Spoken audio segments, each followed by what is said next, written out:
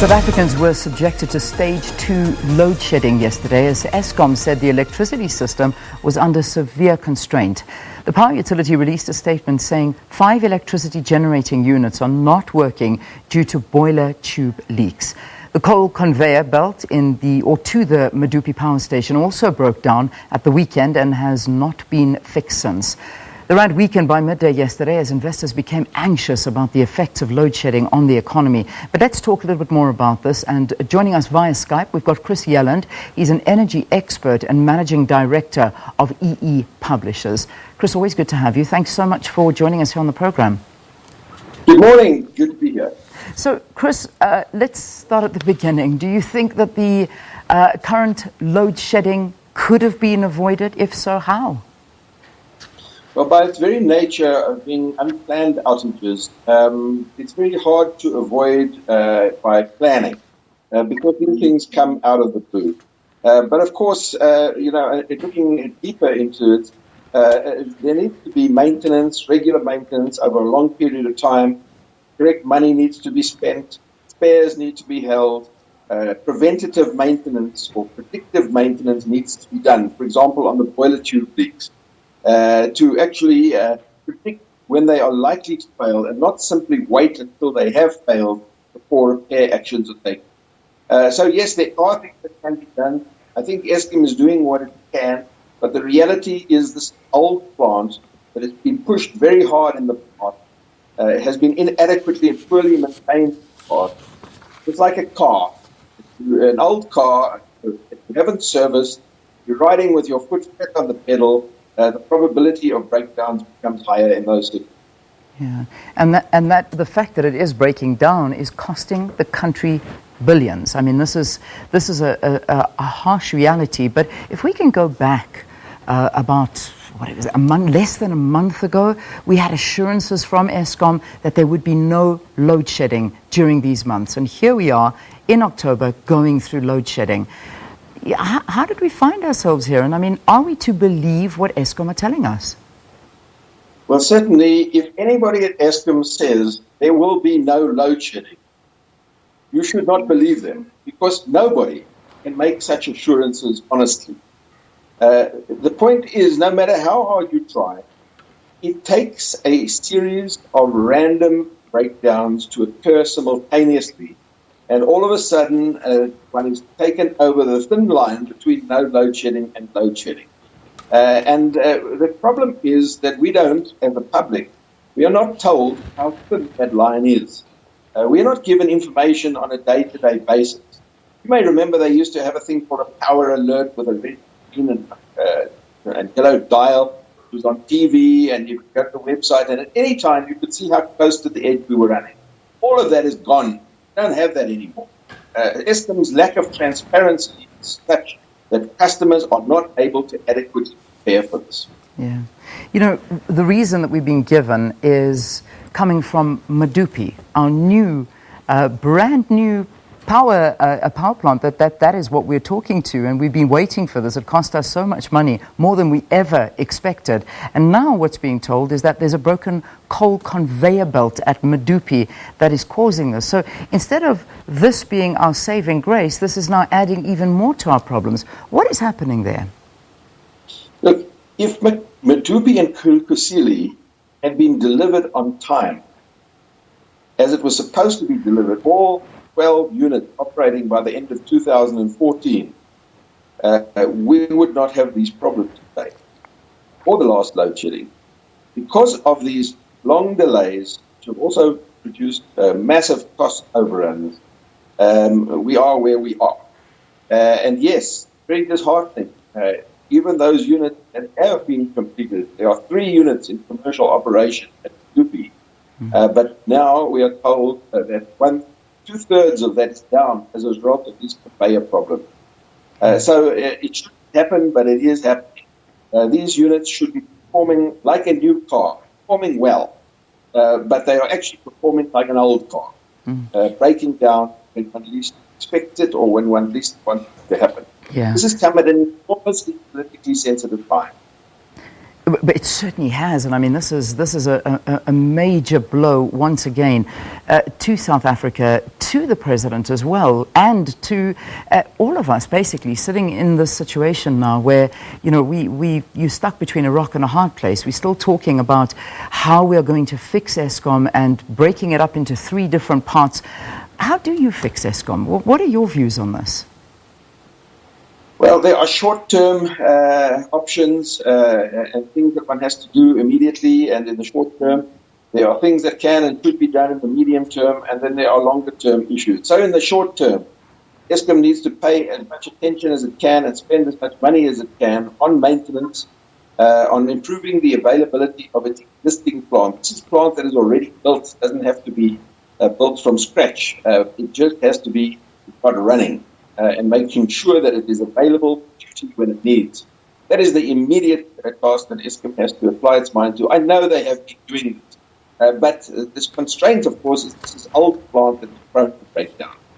In the slightly longer term, what we can do is bring new generation capacity onto the grid. Now, this doesn't mean nuclear power or coal power. Coal and nuclear takes 10 years to put onto the grid, as we've seen from Medupi and nuclear power plants around the world. But what we need to do is unlock the ability of the customer to be part of the solution. Customers can put generation capacity onto the grid in the form of rooftop solar PV and other generators, what we call small-scale embedded generation, onto the grid. This can bring several thousand megawatts of new generation capacity onto the grid during the working day when we need the power, like now, and this can be delivered in 1 year. So, and the only thing holding this back is government red tape, NERSA red tape, Eskom red tape, are all holding this back because they're trying to protect their own vested interests. And such a generation disturbs their outdated business model. Mm-hmm. In the longer term, there are utility-scale renewable energy that can be delivered in 2.5 to 3 years. There's gas power, which can be delivered in about 5 years. Of course, there's the restructuring of Eskom that will deal with the underlying problems and to try and create an independent system and market operator transmission company and also to introduce diversity and competition into generation. So that instead of having one generator that is failing, we have literally hundreds, if not thousands, of large, medium, and small-scale generators all playing a role, helping to mitigate risk by introducing diversity into the generation sector. Yeah. Let's sort of look at some opinions with regard to Medupi and Kusile. I'm reading a comment from Mike Rousseau, who was actually an independent consultant to Eskom back in 2014. His views on this is saying that Eskom needs to basically call a halt to the whole project and do a reset and go back to the contracts and design and engineering. Can we do something like this? Because, this bill has ballooned. We're sitting at, over 450 million rand, not million, billion rand on the price tag of these, of Medupi and Kusile. Now, how do we stop this and start again? Can we honestly afford that? That'll just double the debt that already Eskom is sitting in. If the suggestion is to not only stop Eskom, but stop Medupi and Kusile, but to dismantle the project and start again, I think that's a crazy, absurd suggestion. Nobody in their right mind is suggesting that Eskom should shut down all its coal-fired power stations today or tomorrow or next week. But it can stop procuring new coal. It can slowly allow old coal power stations to reach end of life, decommission them, and replace them with new, clean, compliant energy generation sources that are fit for purpose in the modern world, that are not built in such huge chunk sizes, that are flexible in terms of their operation and are quick to build, reliable delivery lead times and reliable cost. That is what we should be doing. The question has arisen, do we stop Medupi and Kusile where they are now? Yeah. Allow them to continue, but stop on building and completing the remaining unit. That can only be determined by a proper, well-resourced, independent business case study to look at the cost of generation from Kusile for the next 30, 40, 50 years and look at the alternative. look at the business case properly over 50 years. It's not about capital costs. It's about the operating costs for the next 50 years. Yeah. What are the alternatives, cheaper operating units? And that will inform the output of such a business case study. And I don't have the answer yet.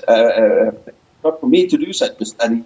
It would need to be done by a wide range of stakeholder experts to come to the right conclusion. Yeah. It just sort of, what it does really is also put into question the amount of money that's already been spent on Medupi and Kusile, because that, I mean, how do we account for that? I mean, if we stop where it is right now and sort of reevaluate, the money that's already gone into that it's hard to digest.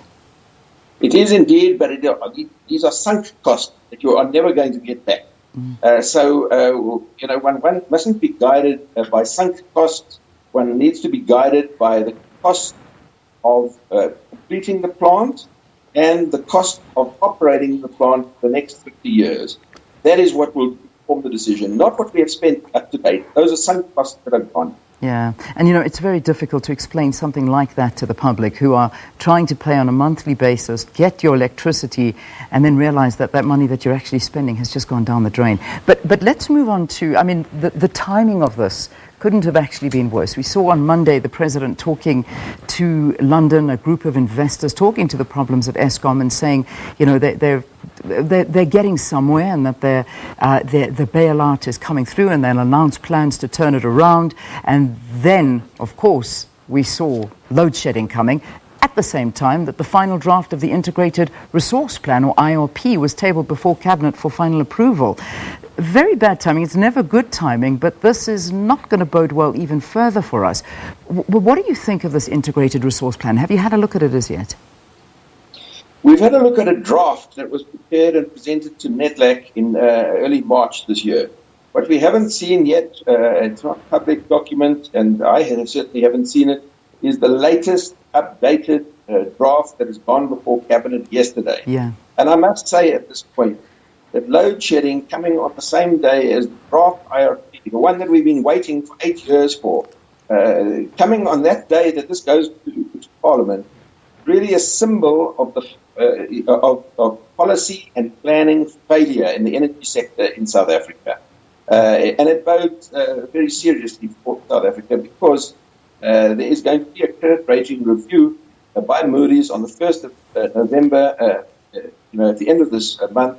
And if we have load shedding for a week or 2 weeks, it could be the final nail in the coffin of a credit rating downgrade that could see, the rand tank, all manner of costs increase as a result. For example, the fuel price increase, which is directly linked to the rate of exchange. We could see a massive outflow of capital from South Africa, from investment funds, and it would produce very serious economic failures in South Africa, and for that matter. So, yes, this comes at a very politically sensitive time, and I believe it's very politically damaging both the Minister of Public Enterprises and the Minister of Energy. Yeah. I mean, we've got the DA coming forward and actually accusing Eskom, saying that they mustn't use load shedding to get more money. What do you read into this? Look, there are conspiracy theories always that abound, that this whole thing has been engineered and orchestrated at a time when Eskom is challenging NERSA in court and trying to get an extra 20% on the electricity price. Personally, I don't like theories. A wise person once told me, never put down to a conspiracy that which can be explained by incompetence.